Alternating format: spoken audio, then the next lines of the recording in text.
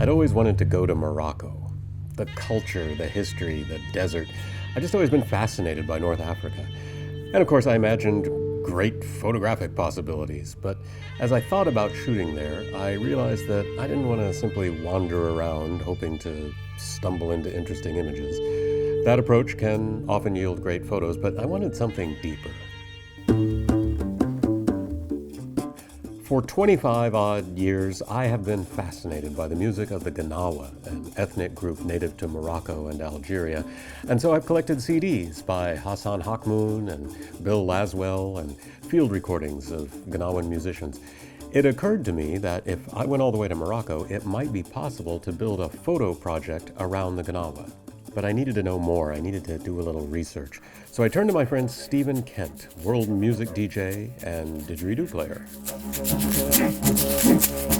So you have here a bunch of the Moroccan music that I know that I've actually been really into for a long time, which is the Gnawa music.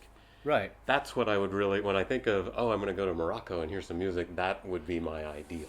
Well, that for me would be an experience that I would love to have, because Gnawa music is a tradition that has evolved from a slave culture. Slaves who were brought to Morocco hundreds of years ago in sacks, and they had their own musical traditions. And Gnawa music is healing trance music. They go into trance, and they will play all night long in events, in healing ceremonies that are called Layla.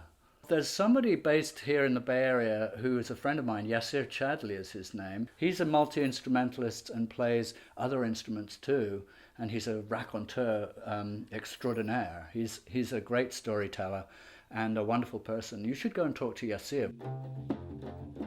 This was great. I hadn't considered that there might be an actual event that I could try to find, this Leela. Having something specific to cover would make shooting much easier. It would give me structure. Yassir explained the Leela. It's a sacred musical event that goes beyond music, because they try to connect with another dimension beside this dimension, which the dancers, they go into trance to connect with another dimension. So they keep on doing it until they don't play anymore. Something is playing them. When they get to that place, then that's what they search for. So they speed up until they get to the trance, and then they slow down. You can't find it in any other kind of music. They're only specific to this kind of music. So they take you by force. You cannot escape, because you cannot speak to anybody because it's so loud. And this gambri is going dun, dun, dun, dun, dun, dun, and the singing and the voices, they take you away. It's like a tsunami, musical tsunami. Yassir told me a lot more about the Gnawa, and already, without taking a single photo, this project had already opened my eyes to a lot of things. I actually feel bad that in all the years of listening to this music, I had not bothered to learn more about it. Now, I just needed to get to Morocco. I packed up my usual assortment of lenses and invited my friend Joanna to help with the video side of things. Together, we planned a 10-day itinerary. Morocco is riddled with fascinating towns and cities: Casablanca, Fez, Marrakesh. They're filled with people who are charming and welcoming. Getting around is easy thanks to the great roads, and the country is small enough that you can cover a lot of ground pretty quickly. As far as photographic subject matter, there's plenty to see just walking around on the street. When you're ready to get off the street, though, a simple way to find yourself in some fascinating places is to track down some artisans. Morocco is full of pottery factories and tile factories and rug vendors. Getting into such places not only opens up interesting visuals, it gives you the chance to interact more seriously with locals. However, as both Joanna and I discovered, shooting around working craftspeople presents a particular challenge. Your first time shooting stills in an environment like this, what was your take? It's like drinking water from a fire hose. My first thought was to just shoot everything in hopes that something came out. And the reason I stopped doing that actually is because I felt so rude to the artists as I walked in.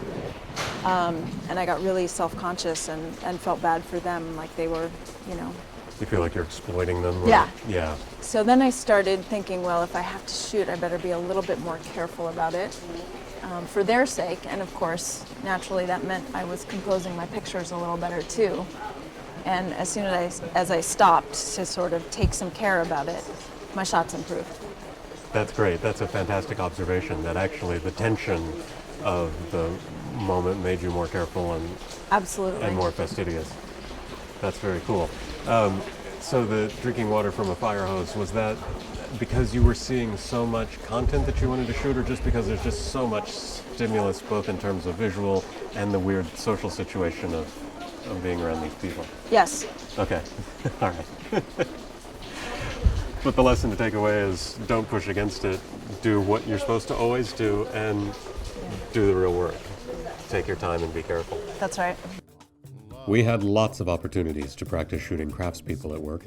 If you're someone who's always been trepidatious about photographing strangers, the welcome, friendly people of Morocco might help you get over that and get you accustomed to street shooting.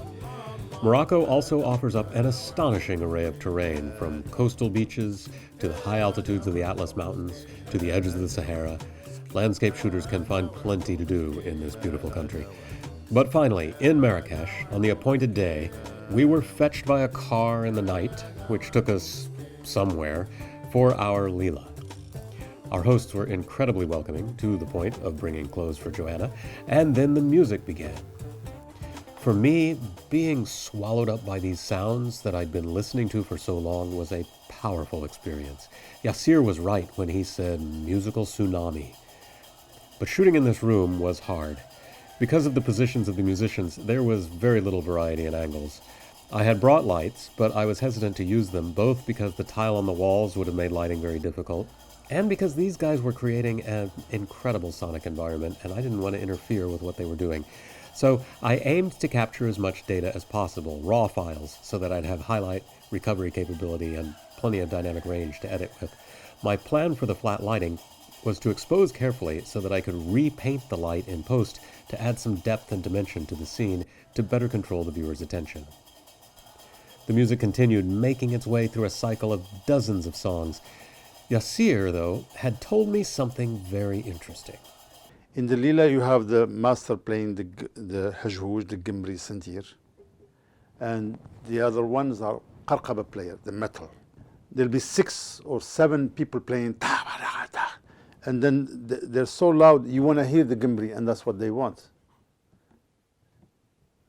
So they want you to, I want to hear what the bass is, but the bass is muffled by the metals, but they do it on purpose, so you don't hear.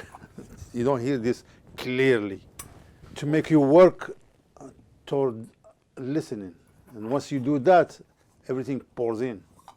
Because you're really focused. You really focus. And they don't care about the qarqaba being louder than the Gimri. A musical tradition built around the process of intentionally obscuring the core central sound. I find this fascinating because, in addition to possibly explaining why this music has always moved me, this idea of obscuring the signal feels very familiar to me as a photographer. How many times have I composed with something dirtying the foreground of the frame, or thrown something out of focus with shallow depth of field, or plunged details into dark shadows, or blown them out into bright highlights? How many times have I added grunge and texture to obscure and confuse an image? I've always defined this as a process of abstraction, but Yassir said it better. The noise makes you work toward listening, and then everything else just pours in. Is it the same in a photograph when we employ techniques to make a viewer work toward seeing? I don't know, but I think it's a good avenue for exploration. This then is where I have ended up as a result of choosing to shoot a project. A photographic project does not have to be a grand cause. It can be something as simple as noticing that there's some music that you like. You never know where such an impulse will lead you, so I strongly recommend giving it a try. My project has left me with some new photographic ideas to explore, and with a deep appreciation for a country that I will definitely return to.